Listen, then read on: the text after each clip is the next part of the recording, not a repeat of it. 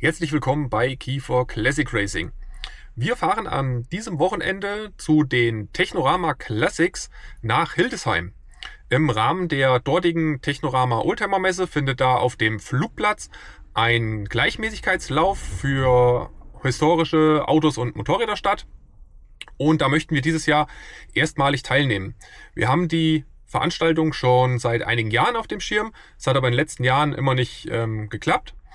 Parallel findet an diesem Wochenende auch der DHM-Lauf in Most statt. Das hat uns aber organisatorisch nicht ganz so gut gepasst, sodass wir uns entschieden haben, stattdessen nun mal dort nach Hildesheim zu fahren. Wir sind jetzt gespannt, was uns da vor Ort erwartet. Also bleibt einfach dran und wir starten durch.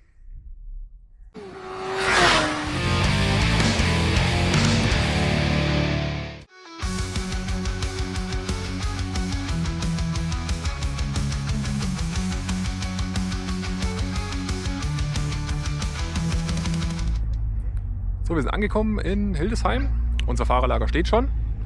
Jetzt hat seit eben hier die technische Abnahme geöffnet. Da müssen wir jetzt direkt hin, weil wir dann später heute Nachmittag um 16:30 Uhr hier noch ein freies Training fahren als Vorbereitung für diese 4 Wertungsläufe, die dann morgen und am Sonntag stattfinden. Deswegen heißt jetzt mal schnell tanken, die Motorräder anwerfen, denn da vorne bei der Abnahme wird auch eine Lautstärkenmessung erfolgen. Deswegen müssen da die Motoren laufen und das haben wir jetzt noch zu erledigen, bevor wir uns dann aufs freie Training vorbereiten.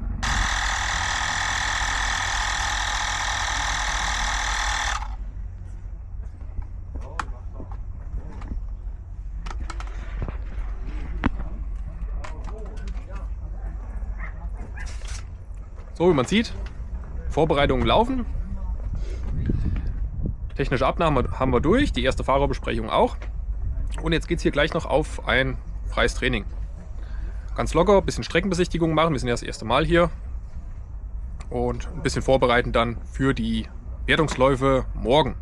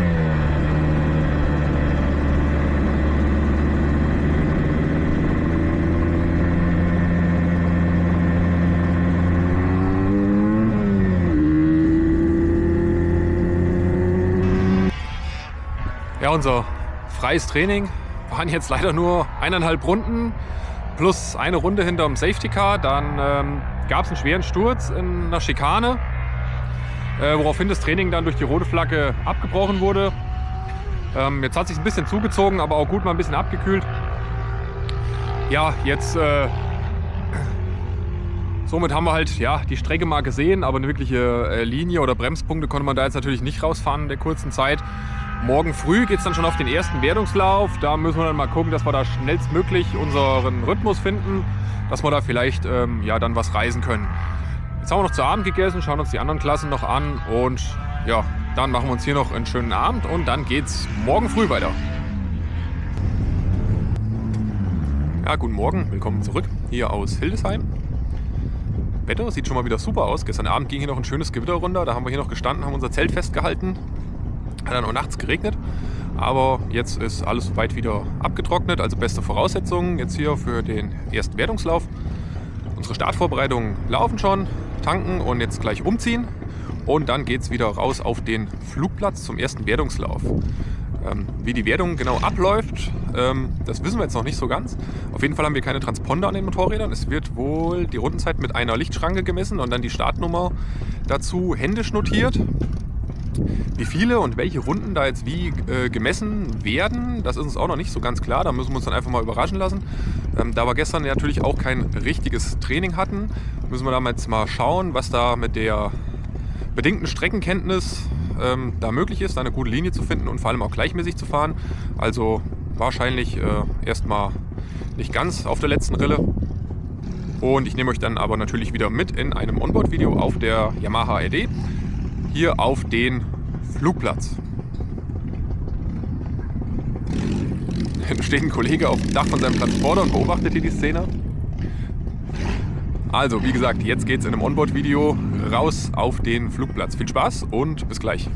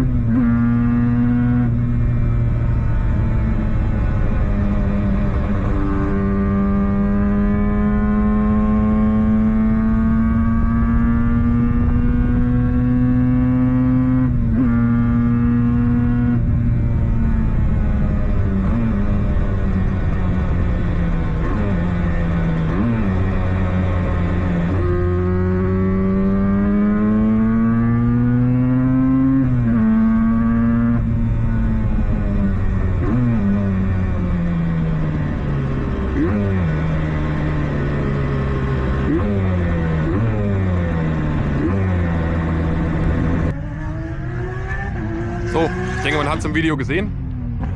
Der Lauf wurde jetzt auch wieder abgebrochen auf der zweiten Runde, ist wieder zu einem Sturz gekommen. Die Veranstaltung war jetzt auch für ca. 20 Minuten unterbrochen. Da wurde jetzt nochmal eine außerplanmäßige Fahrerbesprechung einberufen. Da wird es wohl nochmal ein paar Hinweise geben, sage ich mal. Und ja, dann hoffen wir, dass der Lauf heute Nachmittag dann reibungsloser verläuft und wir dann da die Zielflagge sehen und es dann da auch eine Wertung gibt. Jetzt schauen wir uns hier erstmal ein bisschen um, essen was, trinken noch einen Kaffee und dann geht es heute Nachmittag weiter. So, willkommen zurück.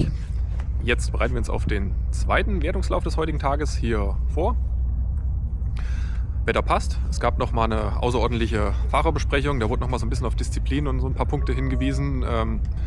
weil da wohl 1, 2 Sachen heute Morgen nicht so schön abgelaufen sind.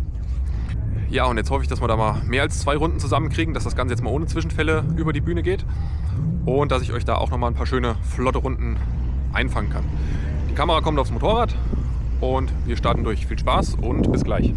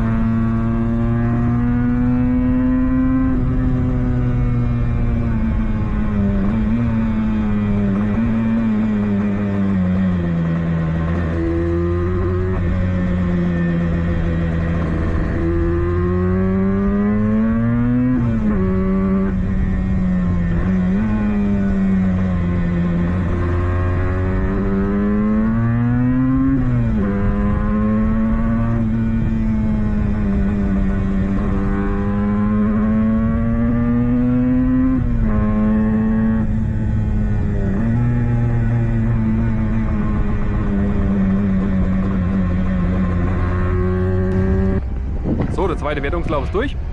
Diesmal ging alles glatt, volle 20 Minuten, ohne Zwischenfälle. Konnte jetzt die Strecke auch mal ordentlich kennenlernen, schön in Linie finden. Bin an 1, 2 Stellen ein bisschen aufgehalten worden. Der Leistungs- und Niveauunterschied ist hier doch sehr groß. Aber es hat trotzdem Spaß gemacht. In der Wertung habe ich jetzt noch keinen Richtwert. Weiß nicht, ob da irgendwas dabei rumkam.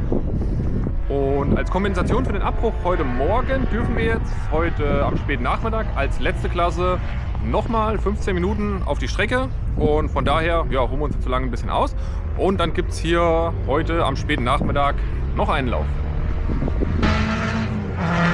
So, jetzt ist es nochmal soweit. Letzter Lauf des Tages. Die Sonne steht schon ziemlich tief. Gegen 18:30 Uhr gehen wir jetzt nochmal auf die Strecke. Ich glaube, so spät sind wir noch nie gefahren. Aber schön vom Veranstalter, dass das so gemacht wird, dass wir für den abgebrochenen Lauf heute Morgen da nochmal eine zusätzliche Fahrzeit jetzt hinten dran gehängt kriegen und da noch ein paar Wertungsrunden einfahren können. Und deswegen bereiten wir uns jetzt vor, umziehen und dann geht es nochmal 15 Minuten raus auf die Strecke hier auf dem Flugplatz.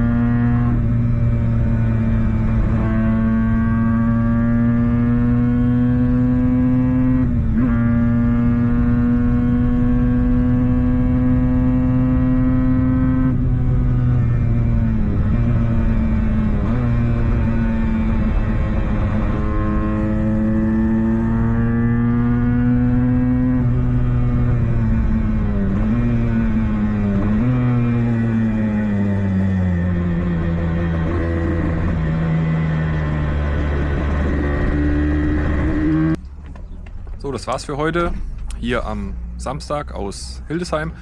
Ich bin jetzt direkt nach dem Lauf von der Kombi unter die Dusche. Hat nochmal Spaß gemacht. Ich habe es diesmal ein bisschen anders gemacht, was ich normalerweise nicht mache. Ich habe mich am Vorstand mal ganz nach vorne gestellt. Das war ja nicht schlecht. Ich konnte dann einige Runden schön frei fahren. Zwischendurch ist mir noch ein Hase auf der Strecke begegnet. Das ist mir auch noch nicht passiert bisher.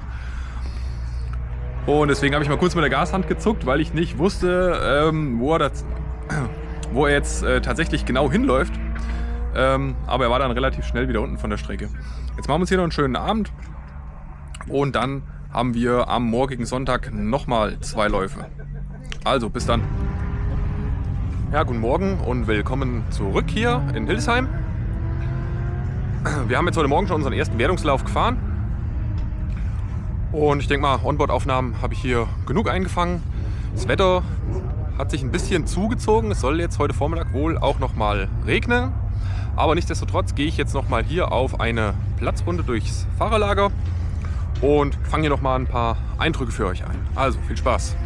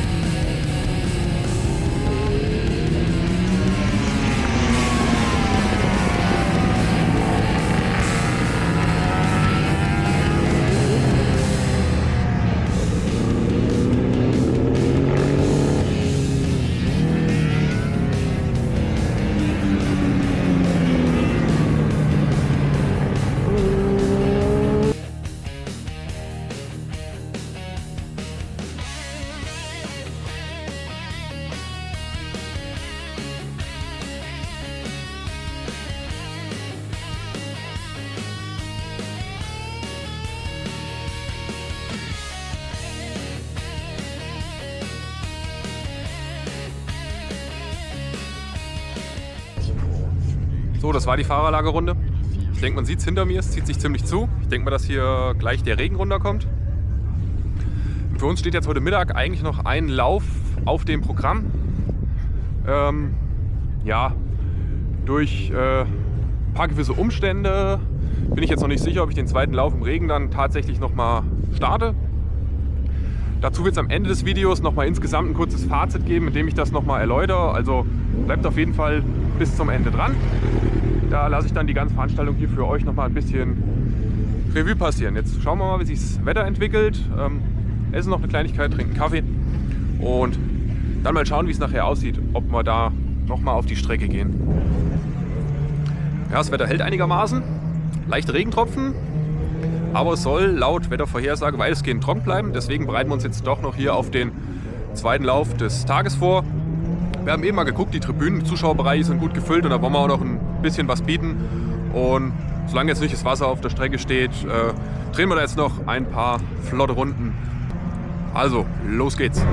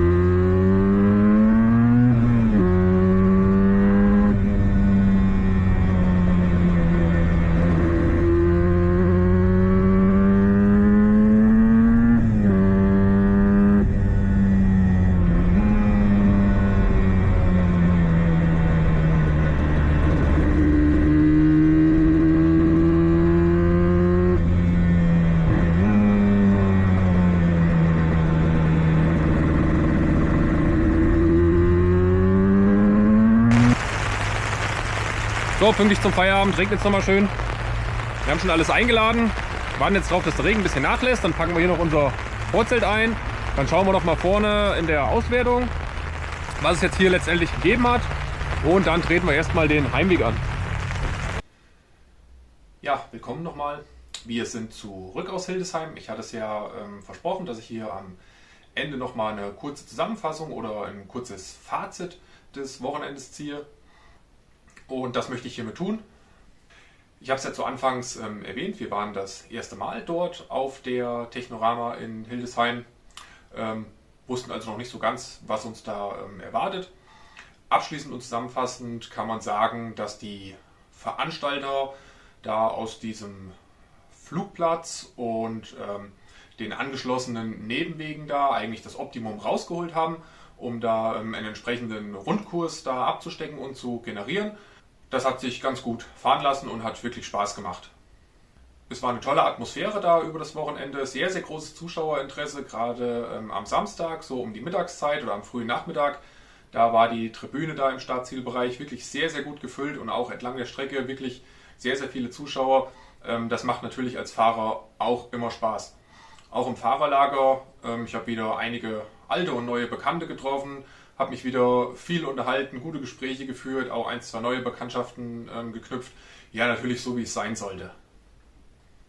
Ja, das war eigentlich genau so eine Veranstaltung, wie ich sie in meinen Videos in dem Einsteiger-Guide mal erwähnt habe, dass man sich das Ganze auf so einer Veranstaltung mal gut anschauen kann, auch als Neueinsteiger, ob das was für einen ist, dass man mit niedrigen Hürden dort einsteigen und mal mitfahren kann. Gleichzeitig hat man für ein relativ günstiges Startgeld auch sehr, sehr viel Fahrzeit. Zudem eben auch ein lockeres Reglement, was eigentlich jedem ermöglicht, dort an den Start zu gehen. Es bringt natürlich auch ja, eins, zwei, ich will es nicht sagen Nachteile, aber Aspekte mit sich, die man jetzt in höherkarätigen Rennserien vielleicht nicht hat. Die Einteilung der Startgruppen bezog sich lediglich auf den Hubraum, aber nicht auf die zeitlichen Epochen. Ja, es hat natürlich zur Folge, dass dort das Leistungsniveau der Motorräder relativ weit auseinander geht und natürlich bei solchen Veranstaltungen auch das fahrerische Niveau und auch die ja, vorhandene Rennstreckenerfahrung. Das hat sich über das Wochenende in ein, zwei Situationen auf der Strecke gezeigt, die ein wenig haarsträubend waren, wo man beispielsweise in einer offiziellen Rennserie nach dem Rennen direkt zum Rennleiter zitiert worden wäre und möglicherweise vielleicht sogar am Anschluss seine Sachen gepackt hätte. Ich will da gar nicht näher ins Detail gehen, ich kann da auch niemandem böse Absicht unterstellen. Das waren einfach Situationen, wo man sagen kann, das war fehlende oder gar keine Rennstreckenerfahrung, gepaart mit einer gewissen Eigendynamik in ja, unvorhersehbaren Situationen. Am Ende war es wahrscheinlich ja, gut gemeint, aber dennoch sind dann hier und da doch wieder noch gefährliche Situationen entstanden. Aber wenn man schon einige dieser Veranstaltungen erlebt hat, entwickelt man da ein bisschen ein Auge und ein Gefühl dafür. Ausgeschrieben war es ja als Gleichmäßigkeitswettbewerb. Die Zeitnahme war da ein bisschen anders, wie wir es bisher kannten. Es wurden keine Transponder für die Motorräder ausgegeben. Es hat im Start-Zielbereich lediglich eine Lichtschranke existiert, wo dann durch Zeitnehmer entsprechend beim Durchfahren zu den einzelnen Zeiten die Startnummern händisch notiert wurden. Auch nur Messungen auf ganze Sekunden genau. Es war am Anfang bei der Abnahme ein bisschen ein Durcheinander mit den Startnummern. Wir hatten unsere VFV-Dauerstartnummern angegeben. Das hat dann aber hier und da nicht ganz gepasst. Da waren dann Startnummern teilweise doppelt belegt, sodass dann im Nachhinein noch andere Startnummern zum Aufkleben ausgegeben wurden. Ja, letzten Endes hatte das auch zur Folge, dass beispielsweise bei mir persönlich am Samstag in den beiden Wertungsläufen überhaupt keine Zeiten registriert wurden. Das fand ich ein bisschen schade. Wie gesagt, ich war in der Teilnehmerliste unter meiner VFV-Dauerstartnummer, die auch nach den dortigen Vorgaben am Motorrad angebracht und eigentlich auch gut lesbar ist. Deswegen hat mich das ein bisschen gewundert. Und gerade wenn man das Ganze eben ambitioniert und wettbewerbsorientiert betreibt, ist es natürlich schade, nach dem ersten Tag oder nach den ersten beiden Wertungsläufen da zu erfahren, dass man eigentlich von vornherein disqualifiziert war.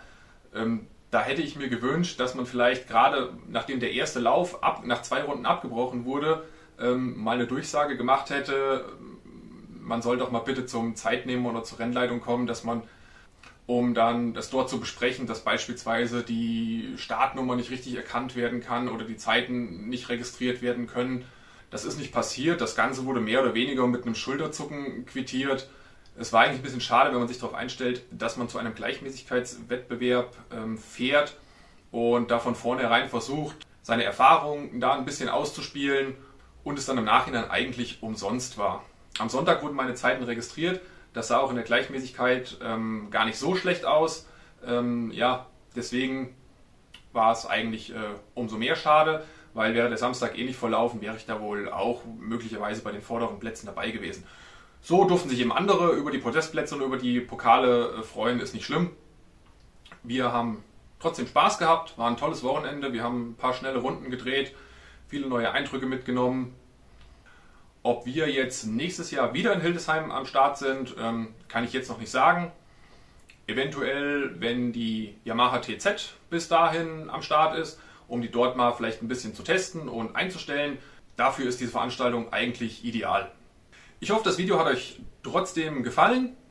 Wenn es so ist, gebt dem gerne einen Daumen nach oben. Wer es noch nicht getan hat und gerne sehen möchte, wie es hier bei uns in der Zukunft weitergeht, der darf den Kanal auch gerne noch abonnieren. Es ist noch ein bisschen was in Planung dieses Jahr, deswegen es lohnt sich auf jeden Fall, hier dran zu bleiben. Also, tschüss, bis zum nächsten Mal.